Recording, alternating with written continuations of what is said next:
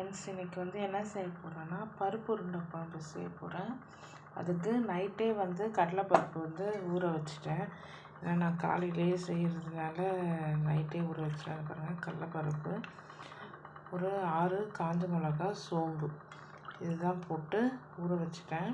இப்போ இதை கொரப்பாக நம்ம அரைச்சி எடுத்துக்கலாம். ரொம்ப மைய அரைக்க வேணாம், கொரப்பாக அரைச்சாலே போதும். இப்போ இதை அரைச்ச பிறகு பார்க்கலாம். அரைச்சாச்சு. இது கூட வெங்காயம், பச்சை மிளகா, கொத்தமல்லி, கொஞ்சம் உப்பு போட்டிருக்கேன். இப்போ இதை நல்லா பிசைஞ்சு எடுத்துக்கலாம். அதுக்கு முன்னாடி இட்லி பாத்திரத்தில் தண்ணி வச்சு ஆவி வர வச்சுருக்கேன். ஏன்னா இதை ஸ்டீம் பண்ணி தான் நம்ம கிரேவி பண்ண போகிறோம். அப்போ தான் நல்லாயிருக்கும், உடையாமல் இருக்கும். ஸோ நல்லா இதை பிசைஞ்சிட்டு நம்ம உருண்டை பண்ணிக்கலாம். இந்த மாதிரி வச்சு ஸ்டீம் பண்ணிக்கலாம். ஒரு 10 நிமிஷம் ஹை ஃப்ளேமில், ஒரு 5 நிமிஷம் ஸ்லோ ஃப்ளேமில் வச்சு நம்ம ஸ்டீம் பண்ணிவிட்டு மூடி வச்சுட்டு இதுக்கு உண்டானதை என்னென்ன போடலான்னு பார்ப்போம். போட்டுக்கலாம். ஒரு கடாயில் எண்ணெய் ஊற்றி வச்சுருக்கேன். கடலை எண்ணெயில் செஞ்சிங்கன்னா இன்னும் டேஸ்ட்டாக இருக்கும். கொஞ்சம் கடுகு போட்டுக்கலாம். அது கூட கடுகு வெடிக்கிட்டோம்.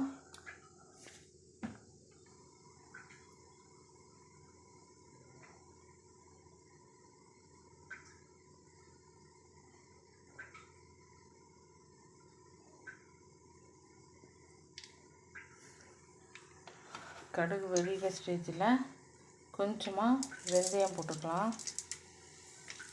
அப்புறம் கொஞ்சம் சீரகம், இது கூட பூண்டு, காஞ்ச மிளகா, கருவேப்பிலை, பச்சை மிளகா 2 போட்டிருக்கேன். இது வதங்கி வரட்டும். ஸோ இது ஃப்ரை ஆகிற ஸ்டேஜில் நம்ம வெங்காயம் போட்டுக்கலாம். வெங்காயம் எவ்வளோ குவான்டிட்டி எடுக்கிறோமோ அதே ஈக்குவல் நம்ம தக்காளியும் எடுத்துக்கணும். நல்லா வதங்கி வரட்டும். நம்ம ஸ்டீம் பண்ண உருண்டை ரெடி ஆகிடுச்சு பாருங்கள். இது நல்லா ஆறின பிறகு தான் நம்ம கிரேவியில் போடணும். நல்லா ஆறட்டும், அதுக்குள்ளே நமக்கு கிரேவி ரெடி ஆகிடும்.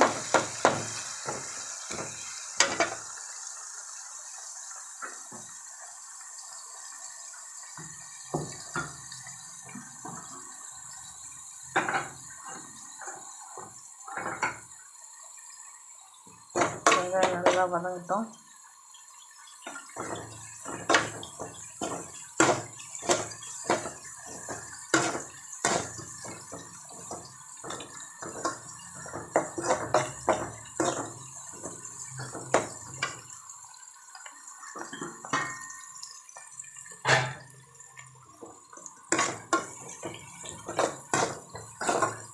இதுக்கு சப்பாத்தி போடணும். டைம் வேறு ஆயிடுச்சு. வெங்காயம் நல்லா வதங்கிட்ட பிறகு நல்லா கலர் மாறிடுச்சு. இப்போது நம்ம தக்காளி ஆட் பண்ணிக்கலாம். அதே ஈக்குவல் குவான்டிட்டிக்கு தான் நான் போட்டிருக்கேன். இப்போது தக்காளி நல்லா குழையிட்டோம். இது கூட உப்பு, மஞ்சத்தூள் போட்டு நல்லா வதக்கியாச்சு. இப்போது கொஞ்சம் குழம்பு மிளகாத்தூள் போட்டுக்கலாம், காரத்துக்கு ஏற்ற மாதிரி. ஏன்னா ஆல்ரெடி நம்ம பச்சை மிளகா, காஞ்ச மிளகா கொஞ்சம் போட்டிருக்கோம். ஏன்னா ரொம்ப காரம் ஆயிடுச்சுன்னா சாப்பிட முடியாது.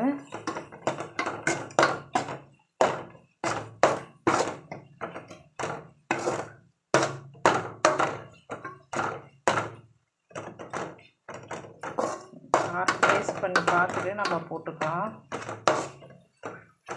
நல்லா இருக்குங்க, குழம்பு டேஸ்ட்டாக இருக்கும். வீட்டுக்காருக்கு ரொம்ப பிடிச்ச குழம்பு உருண்டை குழம்பு. அவங்க அம்மாலாம் நிறைய செய்வாங்க, நிறைய வாட்டி. இப்போது நான் நிறைய செய்யறதில்ல. சரி, இப்போது வேகிறதுக்கு கொஞ்சம் தண்ணி ஊற்றிக்கலாம். கொஞ்சம் கொதி வரட்டும். இது கொதி வந்தோடனே புளி கரைச்சி வச்சுருக்கேன், அதை ஊற்றிக்கலாம். இப்போது இது கூட புளி கரைச்சல் ஊற்றியாச்சு. நல்லா கொதிக்கணும். இந்த புளி வாசனை போயிட்ட பிறகு இதுக்கு ஒரு பேஸ்ட் அரைச்சி வச்சுருக்கேன். இது என்னென்னா தேங்காய், சீரகம், சோம்பு இது போட்டு நல்லா பேஸ்ட்டாக அரைச்சி வச்சுருக்கேன். நம்ம தேங்காய் சட்னி கெட்டி இருக்குங்களே அந்த அளவுக்கு நான் அரைச்சி வச்சுருக்கேன். இது நல்லா புளி வாசனை பிறகு இதை ஆட் பண்ணிக்கணும். உருண்டை வந்து எப்போ போடணுன்னா நம்ம அடுப்பை ஆஃப் பண்ணிட்ட பிறகு தான் நம்ம உருண்டை அதில் சேர்க்க போகிறோம். இது வந்து நல்லா கொதிக்கிட்டோம் குழம்பு. நல்லா அந்த புளி பச்சை வாசனை இது வந்து நல்லா போகணும். இப்போது தேங்காய் பேஸ்ட் போட்டாச்சு. நான் இது கூட வந்து கொஞ்சம் சில்லி தூள் வந்து ஆட் பண்ணியிருக்கேன். ஏன்னா எனக்கு கொஞ்சம் காரம் கம்மியாக இருந்துச்சு. ஸோ சில்லி தூள் ஆட் பண்ணியிருக்கேன். இப்போ குழம்பு வந்து நல்லா கொதித்து வரட்டும். நல்லா அந்த பச்சை வாசனைலாம் போகட்டும். தேங்காயும் போட்டாச்சு. நல்லா கொதித்து வர்றப்போ ஆஃப் பண்ணிவிட்டு நம்ம அந்த உருண்டையை ஆட் பண்ணிக்கலாம். அதுக்குள்ளே மிதுமாக்கு சப்பாத்தி போட்டுறேன். மிதுமாக்கு வந்து சப்பாத்தி இந்த மாதிரி ஷேப்ஸ் போட்டு வச்சுருக்கோம். இப்போ பாருங்கள், இந்த மாதிரி மோல்டு விற்குங்க கடையில். இந்த மாதிரி வாங்கி பசங்களுக்கு கட்டினா அவங்களுக்கும் சாப்பிட வந்து இன்ட்ரெஸ்ட்டாக இருக்கும். ஸோ இப்போது மிதுக்கு இது வந்து சப்பாத்தி அப்படியே போட்டு பட்ரு தடவி கொடுத்துருவேன். இதான் அந்த அம்மாவுக்கு லஞ்சு. நம்ம ரெடி பண்ணிட்டு பார்ப்போம். ஃபைனலாக நம்ம கிரேவி பாருங்கள், செம்ம டெக்ஸ்டரோடு ரெடியாக இருக்குது. நம்ம உருண்டையும் போட்டாச்சு. இது கொஞ்ச நேரம் நம்ம குழம்புல அப்படியே ஊறணும். போட்டாச்சு. செம்மையாக இருக்குது பார்க்கவே. இது அப்படியே ஒரு 10-15 நிமிஷமாவது அதில் அப்படியே இருக்கட்டும். எப்படியும் இவங்க ஆஃப்டர்நூன் தான் சாப்பிடுவாங்க. அதுக்குள்ளே அந்த புளிப்பு காரம் இதெல்லாமே அந்த உருண்டையில் இறங்கிடும். இதை அப்படியே நம்ம மூடி வச்சிடலாம்.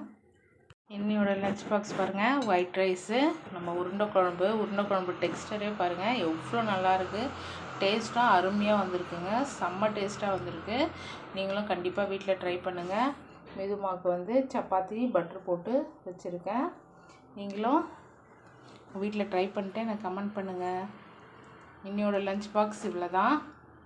ஏன்னா அவர் வந்து தொட்டுக்கு எதுவும் வேணாம், இதே எனக்கு போதும்னு சொல்லிட்டாரு. ஸோ அதனால் இதே வச்சுருக்கேன். நாளைக்கு நம்ம இன்னொரு லஞ்ச் பாக்ஸ் வீடியோவில் பார்ப்போம். Bye friends. மறக்காமல் நம்ம சேனலை பார்க்க சப்ஸ்கிரைப் பண்ணுங்கள், ஷேர் பண்ணுங்கள், கமெண்ட் பண்ணுங்கள் ஃப்ரெண்ட்ஸ். பாய்.